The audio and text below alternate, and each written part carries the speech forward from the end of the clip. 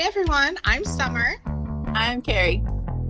And this is Popsia Podcast. I'm nervous. Oh, don't be nervous. It'll be fun. Fuck. Oh my gosh. What the hell just happened? What the hell? What is happening? Make sure you come back. We're going to do this bi-weekly. So make sure you come back to talk to us more about, sex, drugs, and self-improvement.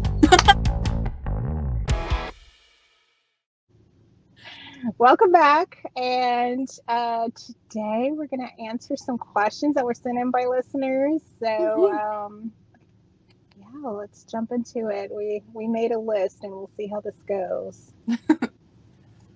All right, Summer.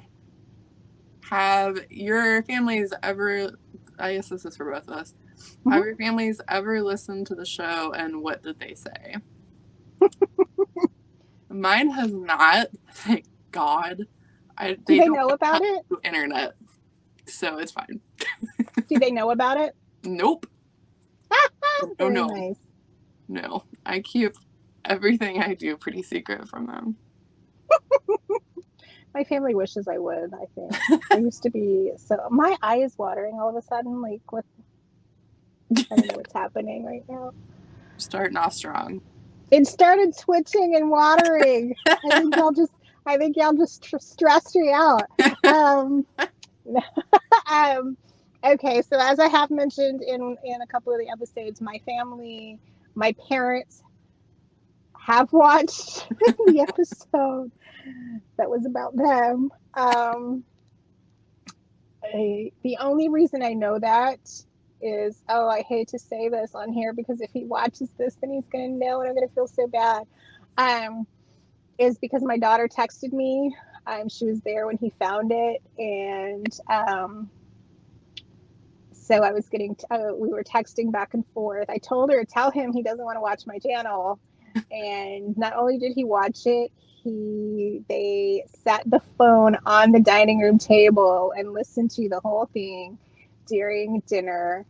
And it was super awkward. My daughter said that he seemed to get upset, but he didn't really say much. And my mother spent the rest of the evening making her excuses, justifying her behavior. He has not, neither of them have told me that they heard it.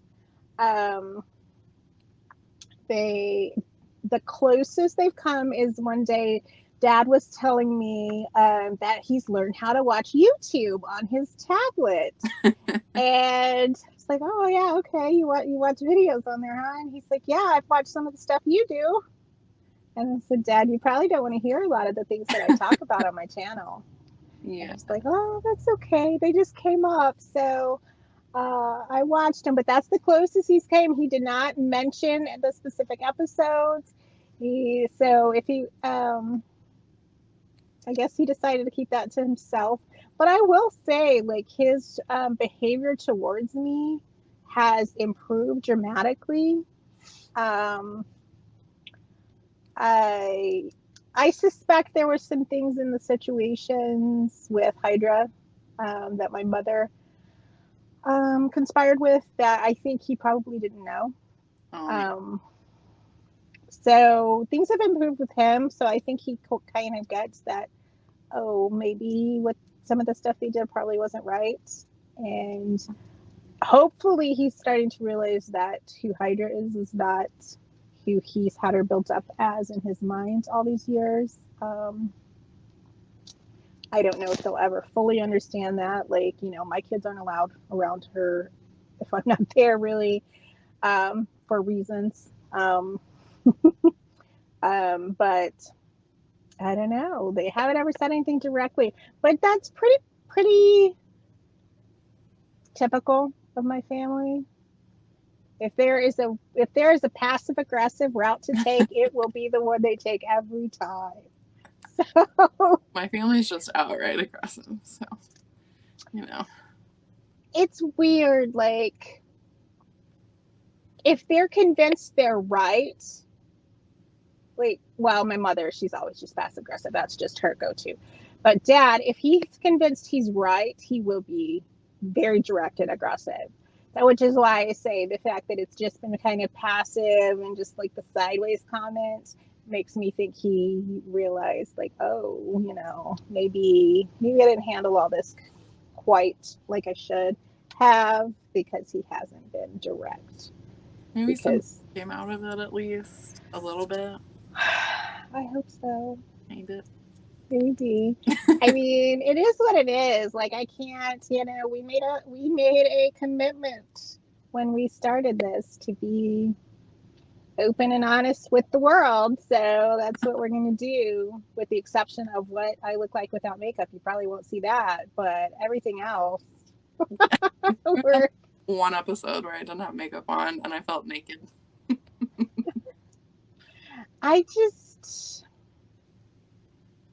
I've got a lot to explore in that area. Honestly. Well, I know I'm hypercritical of myself, and I'm okay, like, in person.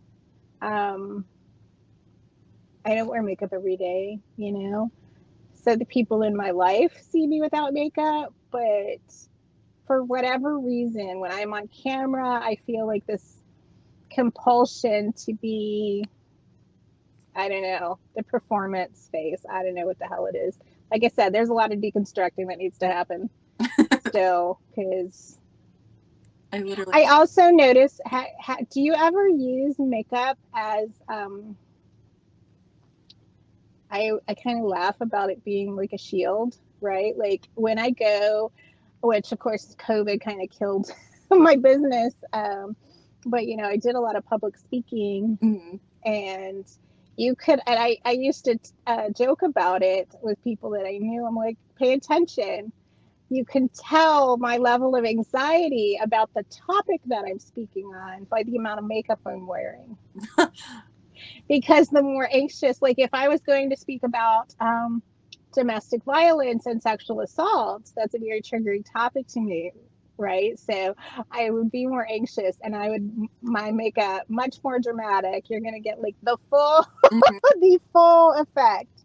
I never thought about that. I use makeup more of like a stress relief, and like not really like a coping skill, but maybe a coping skill, just because when I'm anxious, like it makes me like more comfortable to be like doing something with my hands and like doing something creative. So I use it more like that, I think. It's your art. Yeah. I started doing it right when pandemic started, so it helped me get through the first few months. Oh, these last few years have been interesting. All right. Oh, the next question is, where does Summer get her earrings? Okay. So, I really should have been better about saying that. I try to get my earrings from artists themselves. The the long quill and beaded blue and white earrings that I have on in the intro, those were made by Bella Cornell of Iucli Designs. I will link her store, or I guess her Instagram. She doesn't have an online store, but she did sell through her Instagram, in the description box. I know I've worn these, if I can find the camera, beaded it. These are bone earrings that I've worn a couple times. These are made by a Lakota artist named Bird Marie. Don't think she has an online store. She sets up a lot of vendor spaces and things. So if you're in Oklahoma, you'll probably run into her somewhere. And then I know I've worn these, and these are what I'm wearing in my photo on my website right now. They were made by T. Shawnee. Last I heard, she was only taking commissions. She doesn't have an online store, so but I promise I will try to be better about like letting people know who made them. Most of the other necklaces and earrings that I've worn, were made by me or were store-bought earrings. Like these right here these are actually blanks that I bought just from a store, intending to bead these. I intend to bead these eventually, but I've been busy. So I just started wearing them anyway because they're shiny and pretty. So eventually they'll be altered like most things in my life. I have a tendency to, I own very little in the way of like clothes and things. I think the audience has literally seen everything that I have that has color to it. So in all honesty, you're probably going to get this from now on, just like a black top, and that's going to be my uniform. I'm just going to be like the reincarnation of Johnny Cash, I guess. Because 90% of what I own is black. Damn. And about 7% is gray. And there's a few things that have some color to them, and you have now seen every one of them. So I just have a tendency to go through and alter things periodically. And so like the one black dress may have like 11 incarnations before it finally is worn out and I have to throw it away. But I don't really believe in going and spending money and buying things that I don't need. I don't have the space for it. I have much better things I can do with my money. If you follow me on social media, you know that I'm doing the homestead thing. So my house is 512 square feet. I don't have the fucking room for all of that. Like there are people with closets bigger than my house. So, but yes, I will try to get better about letting you guys know who made the art that I'm wearing. We can do earrings of the day. I've thought about it, but then I kind of, once I moved, which like I said, if you guys follow the blog, I think most people probably don't because they're very different audiences. But you know that I just moved. So most of my stuff is still in storage. So I have a handful of things that I keep with me and everything else is in storage. But at some point that will be the plan to, collect. Once I have a place to put them, start collecting more earrings and just have the whole thing. Sounds like a plan to me. This one's for you again, Summer. Oh gosh. Why was Summer recording in a mobile porn studio? I am again. See my futon here. So okay, so like I mentioned, I'm doing the homesteading thing. If that doesn't make sense to people, you can go to the blog. It's sustainablesummer.life, and that'll explain it. It's an off-grid. It's a little off-grid cottage. So there's no privacy. It's small. So what I did plus I have 2 locations, right? Like this, I got my cottage out in the woods, but I also work in the metro area. And so I have to be there a lot. And then I also like to take road trips and all of this. So in problem solving, trying to figure out what to do, the solution I ended up with was I got a minivan that has stow and go seating. And I did a conversion to a micro camper. Okay, so this is basically a tiny little bedroom / studio. But everything's easily removable and take it out, set the seats up, and take the kids places. I've taken this on road trips. I took it to the Grand Canyon to celebrate summer, to observe summer solstice at the Grand Canyon last year. I've taken work meetings out here. I record out here when I'm in the woods because I don't have a private space otherwise.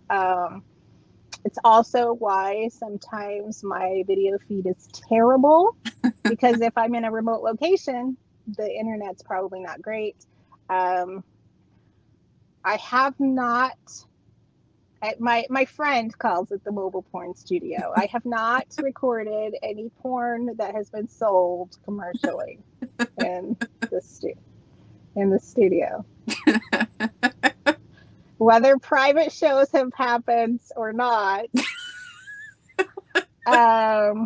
Different story. Right. But no, really, I have camped in here. I have slept in here. I have slept in here in parking lots of casinos and shopping centers when I had to go places for meetings and needed to stay instead of getting a room. Yes, I have had sex in here. All the things. So, it's like not full-time van life, just, on occasion. Yeah. Okay, so now this question, I wasn't sure, to be honest, if this was like a genuine. I'm scared. I'm curious if this was a genuine like curiosity, like really, really wanting to know, or if this was meant some kind of way, like who are y'all to be telling us this? But in any event, the question is, can you both give us more information about your professional backgrounds and credentials? I think that's fair. It is. Whether or not they were trying to be snarky about it. Right. I wasn't sure, but I thought it was a relevant question anyway, so it got included. Do you want to go first? Because you go ahead. Okay. I'm going to try to fix my eyelash that seems to be trying to come off. I have a bachelor's degree in human services counseling. I've done some training for like group counseling, and the plan is to go back to get my master's to be a therapist. I've worked in like state office for DHS, doing like food stamps and medical, daycare, all kinds of stuff. And then I worked for developmental disability services for a long time. I say a long time. It was not like a very long time in the span of my life. I did that. I did a lot of like community resources and working with adults with developmental disabilities and helping them find work and helping them learn to live at home by themselves or with like occasional assistance and doing things like that.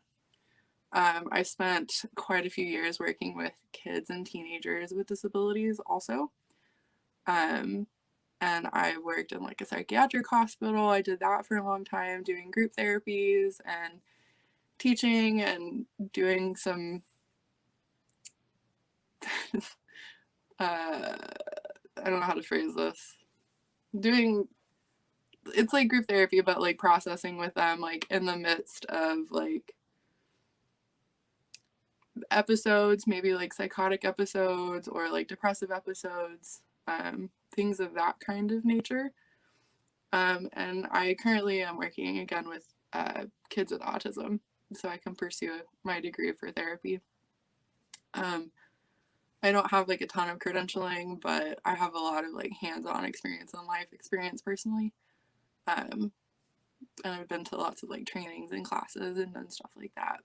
So that's about all I got. That's good though.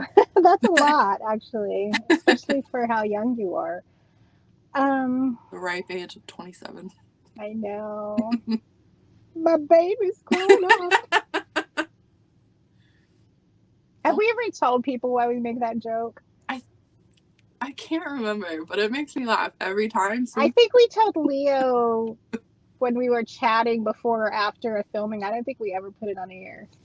So what happened was, I took Carrie to the hospital when she was going to have a surgery, and the nurse asked if I was her mom.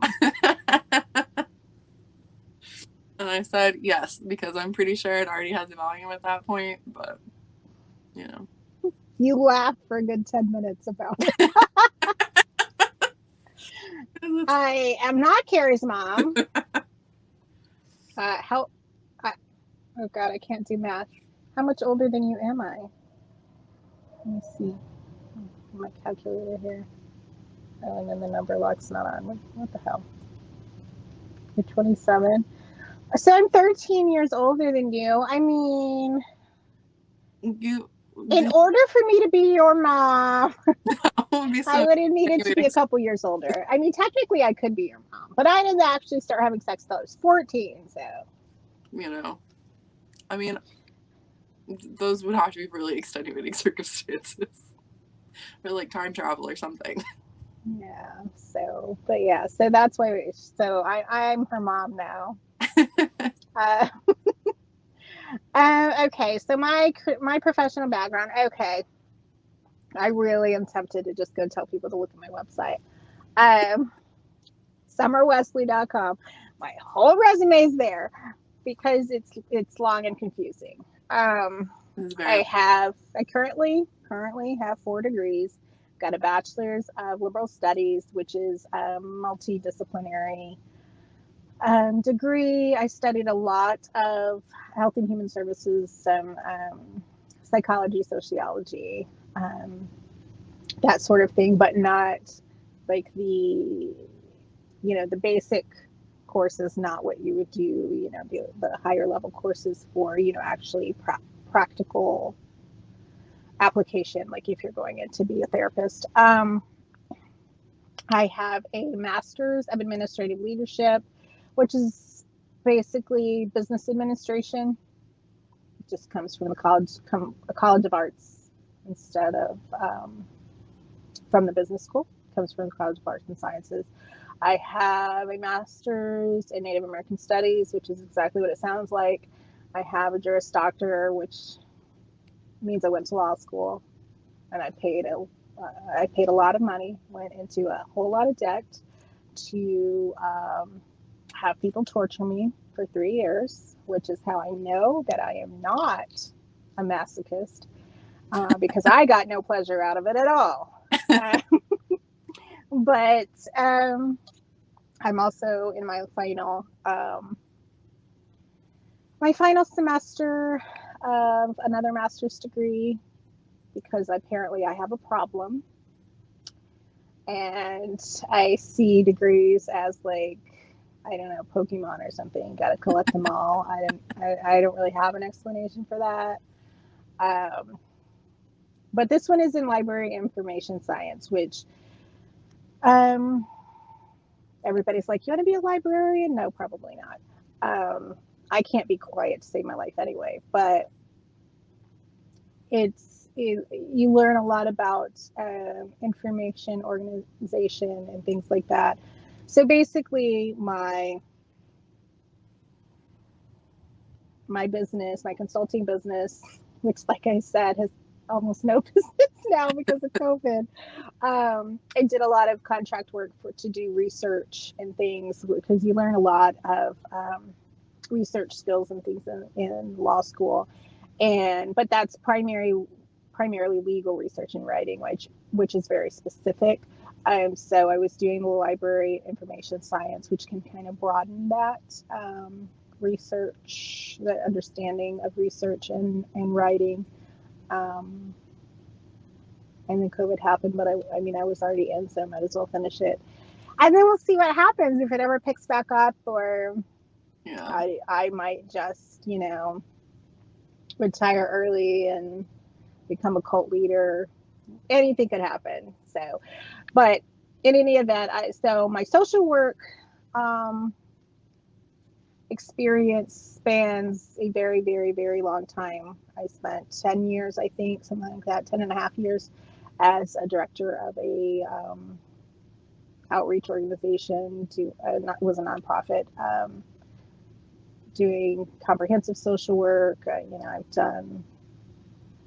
My day job is still social work, so that's what I do. I am not a therapist. Neither of us are. That's why we spend so much time encouraging everyone to go to qualified therapists for their specific issues. We're just here to cheer you on while you are on your journey to whatever your healing or exploration journey is. Right. Yeah. So I have been asked if I want to be a life coach, but I don't even know where you start on that. And yes, I know I can research, but it just seems like a lot to try to start a new venture. So I haven't really looked too far into it. But I guess if you want me to be a life coach, hit me up. Cash at me. I don't know. All right, Carrie, what's the next question? Why can't I find nice guys? Y'all talk about having multiple partners, but I can't even find one that seems worth my time. Who said ours are worth our time?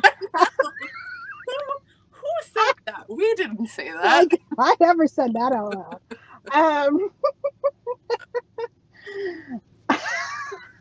loud. That's a Okay. trick question. Is this a trick question? I think it is, because here's the thing. Okay, that question is, there's not a real answer. Okay, because find nice guys. Yes, I have nice guys in my life. I have, but it really comes down to what you're looking for, right? Like, if you're looking for a guy who, if you're looking for monogamy, that's, that's a huge thing you're asking for. If you're looking for, each thing you're asking for is, going to reduce your pool, right? Like I said, monogamy. If you're looking for, a certain amount of finances, if what every role you're asking them to play in your life is going to make it harder to find one person that fits all of those things. Yeah. Since I don't look for somebody to do any of that, I support myself. I have a lot of very fulfilling, emotionally fulfilling relationships and connections. So I don't necessarily, he's not going to have to fill that role entirely for me, and all of those things. So it is a lot easier for me to find multiple people that can fit into what I'm asking them to do, because I'm not asking them to be my everything. Yeah.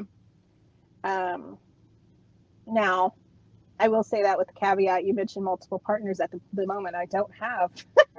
I have a couple that I still talk to that have been lovers, but they live far away and it's been a pandemic. So at this time, I only have one person that's in person who's been in my life for over a decade now. So I did recently reopen Tinder. That Twitter thread is my fave. It has been interesting. Oh my gosh, I rejected many, many, many people. I matched with a few. I don't know. I don't know if I'm going to meet anybody or not. I've had a couple who want to meet up. I don't know. I don't know how it's going to go. We'll see. I have a couple, I have multiple partners right now, and most of them, started out as hookups, and then we just became friends, and now we just hook up sometimes, and that's how it is. I'm not really, looking for a relationship or anything right now, and, there's a lot of my life that I'm trying to figure out by myself, and I don't really want, a partner while I'm doing all of that, because that just seems like it'd make it more complicated. It does. And it also tends to change things, right? Like the decision, once you start taking someone else into account and making your decisions, it limits your possibilities, which is not something I'm willing to do. I already have to take my kids into account. I'm not going to take a grown person into account. The person that I had been seeing that we recently stopped, that was one thing that was a problem for him. I'm not, when I applied for jobs, he's like, wait, this affects me too. No, it doesn't. Yeah. No, it doesn't. My schedule's still going to be the same. How exactly does this affect you? And I'm not willing to do that. And quite frankly, I'm not willing to tolerate someone who wants to limit my options, because I wouldn't do that to someone else. Oh, you're getting a promotion. I'm not going to say, no, you can't do that. You shouldn't do that because it's inconvenient to me, or because you have to move away from me. No, if I care about them, then I want what's best for them. Yeah. But a lot of my partners right now are already partnered. So it's nothing that I have to worry about. I can literally just be friends with you and hook up and have sex, and then we're just friends. I mean, that's my preferred. That's why I'm so hesitant to meet to go meet these people off of Tinder because a lot of them seem like they want to be dating. Yeah. And I prefer to have these very deep friendships, right? These very deep relationships with people. And yeah, we have sex sometimes. But it's not that, Yeah. that's not the primary function of the relationship, is for that, to be their partner or complete them or fulfill them or anything like that. I don't like that. I don't want to be that. I don't want to own anyone or be owned. So I don't know. Maybe one of these Tinder people will be chill like that. I don't know. But yeah, that's what the Twitter thread was about, though, because that's why I said it shouldn't be so hard to find someone to be chill, who's just chill and that you can have sex with on a regular basis. Like, I am not shopping for someone to move in and take over my life. Yeah. My life is not going to revolve around you, and your life shouldn't revolve around me. And as for like the finding like nice guys thing, that's such a big, that's hard to find. Like it. Well, and here's the thing, okay? This is what we have this mutual friend who comes and asks me about guys a lot. And here's what I keep telling her, okay? You see the red flags when my theory is, okay, if you eliminate men who buy into patriarchy, then you're going to be much better off, right? Yeah. Because quite frankly, if they buy into patriarchy, I don't consider them a nice guy, no matter how polite they are. Yeah, because they're always going to think that you are less than. Right, and that will come out in the treatment at some point. So, the phrases, they want to, yeah, they want to protect you, and and women aren't as sexual, and all the bullshit. Like we've all heard all the bullshit. And a lot of times the answer I get back is, but he's cute, and but he says he's nice, or, well, we talked about it and he says he understands where I'm coming from. And I'm like, that doesn't mean he changed his view. Yeah, like I can understand exactly what you're saying, but I don't agree with you, and it's not going to make me think different of you. Like, right. And so here's the problem. When you go ahead with someone, knowing that you have those fundamental differences in your worldview, yeah, it's going to create conflict. It's going to create, some negative emotions later on. And but too often what I see is they see everything else and, oh, this has potential. And so they go ahead and they're going to go ahead and try it and try to balance that out. I've been guilty of it too, but it doesn't work. And we can't opt into patriarchy and then pretend to be shocked when it treats us the way it's always going to treat us. Yeah. Okay. Like I said, I'm guilty. I just did that with the person that I just quit seeing, like, because he wasn't moving into my house, and he then I was like, you know what, I can ignore that. I can ignore that he feels that way. But no, because it eventually comes out in some way. And we can't opt into that and then be like, oh my God, I can't believe this. Oh, yes, you can. This is what you chose. You thought you were going to be able to get the benefits that you wanted out of it and not have to deal with the bad, but it doesn't work that way. We have to just opt out of that or accept the bullshit that we chose to wade into. Which, yeah. I find it's especially hard to find, like, nice people when you are living an alternative lifestyle. Especially here in the Bible Belt. Like, we don't believe, like, I don't believe that monogamy is, like, for me. And I don't think Summer does either. I think we've had this conversation. Monogamy is unnatural. Yes. We are not genetically programmed as humans to be monogamous. So while I understand there are people who prefer that and they think that's what they want, they need to do it understanding that logically it's not likely going to happen. At some point, one of you is going to do something else, and you have to be willing to deal with that however you're going to deal with that. It's especially hard, like, in Oklahoma, like, the monogamy thing and having, like, different purity culture, spiritual, religious ideas. That is also a big thing. Also, political differences. Oh, gosh. Like, it's just a whole big can of worms that you have to sort through yourself when you're trying to find a partner. Because it's going to be individualized for everybody. Right. And my advice is stop looking for a partner. Make connections with people. Enjoy life and all the different types of relationships there are. At some point, some of that may turn into that type of relationship. It might not. But you know what? If you have all these deep, fulfilling relationships, you're not going to feel like you missed out on anything by not having it. Yeah. But what I see happen more often is people are searching for that and they find it and then they wonder why they're not happy. And it's because they were looking to fill something with that because that's what they've been told they're quote unquote supposed to do. And it doesn't fix the need they actually had. So go to therapy, people. Please, please, please go to therapy. If it is available to you, go to therapy. Okay. Another relationship question. Oh, no. Okay. No. This one, I believe, was a setup, okay? Because the person who sent this in has heard my rant about this. Okay.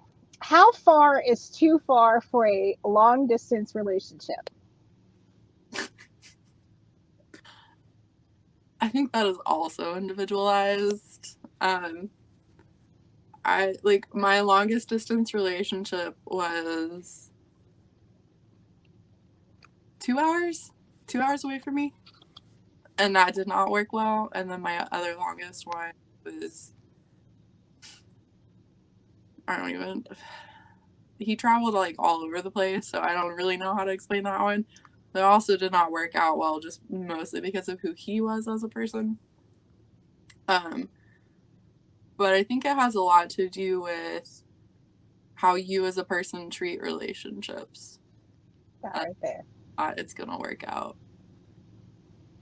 Like, if you treat relationships as, I have to see this person every day, and I have to talk to them every day, and I have to be cuddling with you every single time, and I have to sleep next to you and do all the things with you, it's not gonna work. Right. And not to go all lawyer here, but the answer is it depends. That's always the answer. Yeah. Because how are you defining relationship? To me, I have lots of relationships with people all over the world. Is it a monogamous relationship? No. I've had lovers that lived in Florida and in California, and they would fly out to see me. Would that work as a monogamous relationship? No, because I am not going to only have sex once a year or once a quarter. It's just not. So it only worked because they were non-monogamous and we're okay with that fact. That's not going to work for everybody, right? I don't have a problem getting in my little Muppet car and driving for a few hours and having someone, come see me for, drive a few hours to see me. I don't have a problem with that. Some people don't want to drive from, Oklahoma City to Norman, which I don't know how far is that? Like 30 minutes, depending where you are. Something like that. Yeah. So yeah, that's going to be up to the people. Like I said, if you're non-monogamous, something like that, you could probably handle that a little bit. I would imagine that's a little bit easier because then you're not going to have the worry constantly about what are they doing when I'm not there? Are they, because that will drive you crazy. Like, right. But if you don't care what they're doing, then it's not an issue, right? Like I've had lovers actually send me, let me know when they're with somebody else, send me pictures with consent, of course. Don't make it weird. Um, you know, and but yeah, if I was like, oh, you have to only be with me, and that's not gonna work. So it's just gonna be what you guys agree on, and I don't know. If you want to collect a lover in every country, good for you. The internet is an amazing place. If you're gonna What was that? I didn't understand that. I said that would be an expensive lifestyle if you're trying to go see them all. Right? I wouldn't be able to do it, but maybe somebody, if they've got enough money, I don't know. See, I don't understand. Like, there are some people who have, like, they call them relationships. They're, like, never met in person. Like, they've just had these cyber conversations and whatever. I mean, to me, that seems kind of like a spicy friendship. Right. Like, to me, I wouldn't define that as a relationship. Some people do, but I don't. If I haven't fucked you yet, you are not. Right. You don't get to, you're not one of my partners until that happens. Yeah. Which reminds me, like, I had this one. Oh my gosh. So there was this person, and they asked, this was the beginning of COVID, right? So they had asked if I wanted to come out and hang out. And I'm like, well, we could like go hiking outside or something, maybe. Like, I wasn't trying to be in crowds and stuff in a pandemic. Yeah. And anyhow, so got to, kept talking, and I'm like, what's his problem? And finally he's like, so basically he was wanting to go on a date, and I'm like, I'm not. And he's like, you can spend the night. I'm like, no, I'm sorry. He says, my dad says you can spend the night because he lives with his dad. He's still getting supported. I'm like, no. First of all, that is not sexy. Yeah, no. No. But secondly, I'm like, I'm not trying to be with you like that. And he's like, oh, I thought we were friends with benefits. I'm like, what benefits? We've never had sex. So apparently the way people define relationships can be very, very different than what I think in my head. So exactly. Always have those conversations. Don't assume anything. Yeah. Have you ever had a hookup who overstayed their welcome and get rid of them?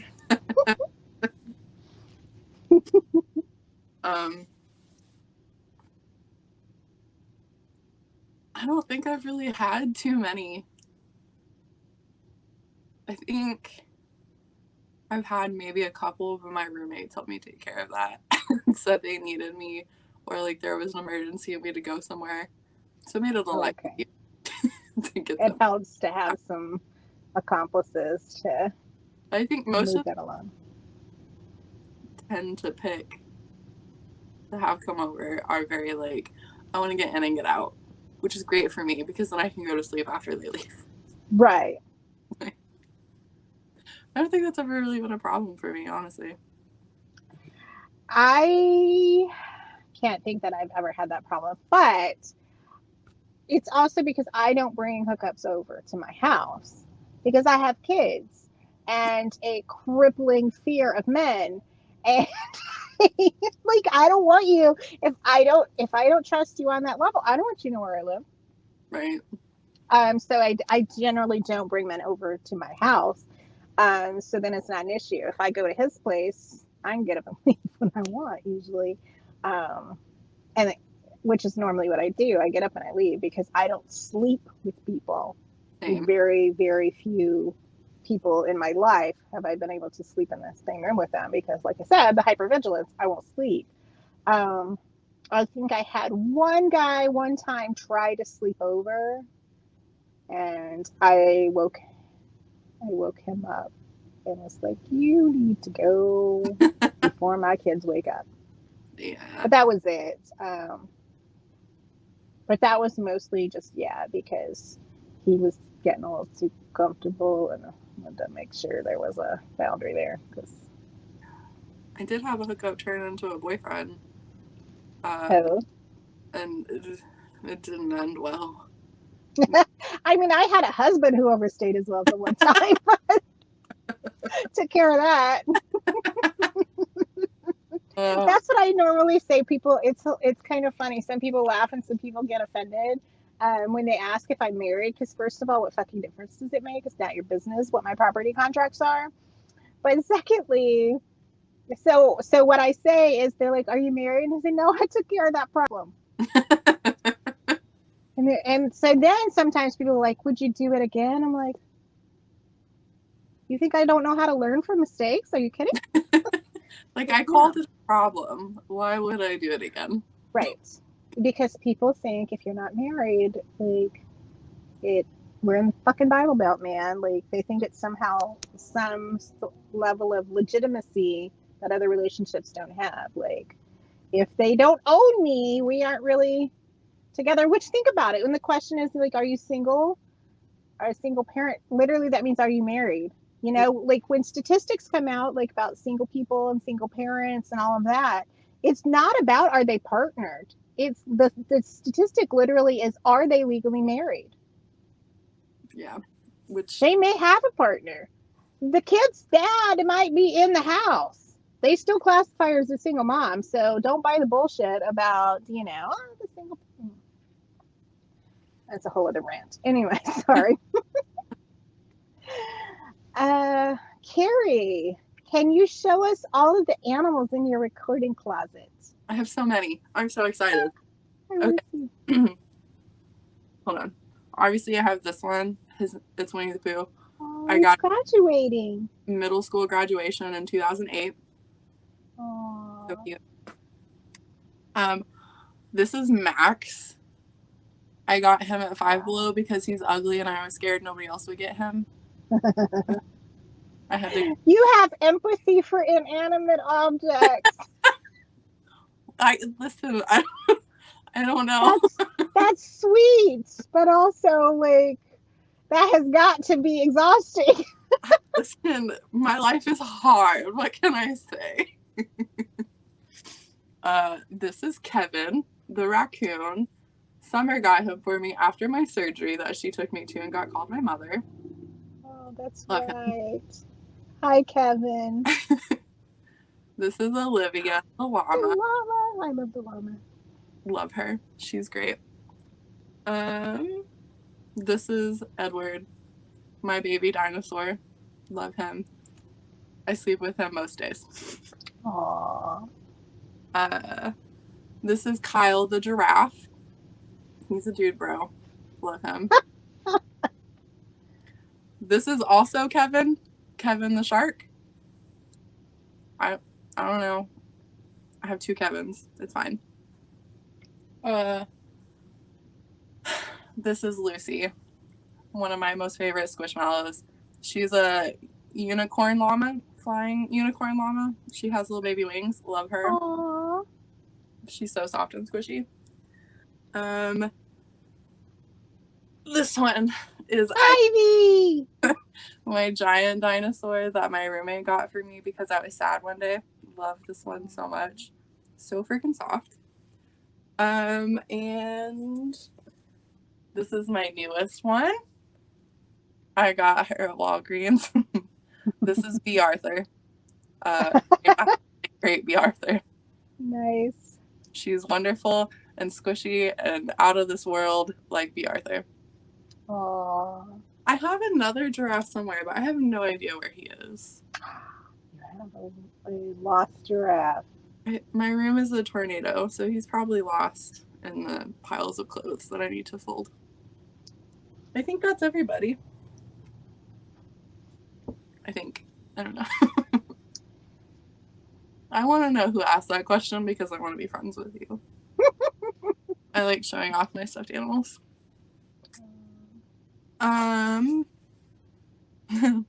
Oh, okay. I think the next one is a repeat. Yeah. The only, So let me skip to the next one. yeah. Um, can trauma reactions become worse over time? I relate to a lot of what you both talk about, but mine seems to be getting worse, not better over time. The short answer is it depends. um, I, based on my work at the psych hospital, it will get worse if you don't treat it. So if you're not going to therapy and you're not doing the work at home that you need to be doing to complement the therapy, or doing what you can at home if you're unable to go to therapy, it's gonna get worse. Um, we tended to have a lot of frequent flyers at the hospital that wouldn't do what was recommended for them at home. And so their trauma responses would get worse and worse, and they would resort to things that would make it worse, such as like drug use or like quote unquote risky behaviors. So it does get worse if you're not taking care of it, but if you are taking care of it and it's getting worse, there might be some underlying thing, which obviously go to therapy or talk to your doctor or something, because trauma responses shouldn't necessarily get worse as time goes on. Like you should be learning how to use coping skills and how to process them so that they can get better, so that you can try to coexist with it and like move on. So if it's getting worse, there's something that is not being worked on. If that makes sense. I will also say sometimes triggers might be more sensitive when you are working on things too, or and really at any time that things are high stress. I know that mine will get really heightened, especially when I was first starting to do trauma work.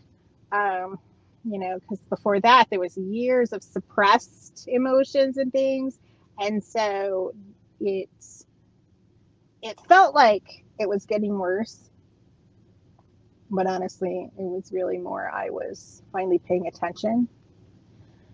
Um, so, you, but unfortunately, what happens sometimes is when that happens, some people will stop working. They don't want to go to therapy anymore. This is too hard. I don't want to do this work, which is self defeating in the long run. Just keep working through it and keep doing that work, and it will get better as you do that. If you want to understand the brain science behind it, um, I mean, really any of Dr. Faith Harper's books, but Unfuck Your Brain is a really good one. Helps you understand where the brain science of where that comes from, and neuroplasticity, and that you can actually retrain your brain in ways. I also read Unfuck Your Worth the other day, which actually it's focused on finances, right? And deconstructing how like your emotions that we connect to things, like to things and money. But I felt like that even though it was focused on that specific example, like using that example actually made that brain science information more easily understandable, because it was an example that everybody can relate to, and you can kind of learn that process of filtering through and understanding your reactions to things. So I recommend people go check that out. It was really difficult processing like the trauma. Like the kids I work with always have like workbooks that they go through, and the hardest chapter is always processing their own trauma. But like you said, like the retraining your brain and doing those kinds of things. I currently work in ABA therapy, which is used a lot for like autistic people, but Mm-hmm. for pretty much like anything, because you're retraining your brain to have different behaviors that are more productive or safer. Like you can use ABA therapy for like smoking cessation, or if you have like some kind of addiction, you can use ABA therapy for it. Or if you have like self-injurious behaviors, you can use ABA therapy for that.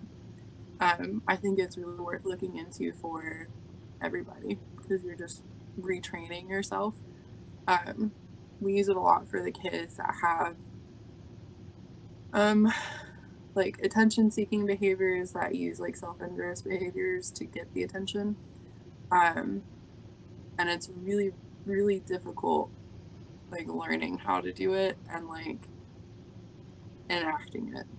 But once you see like the progress and see like those behaviors become extinct, it is so magical and wonderful, because like, you know, like they've learned the process and they've learned like what they can do to get through it, and they've learned what is going to work for them, and it's so nice to see it.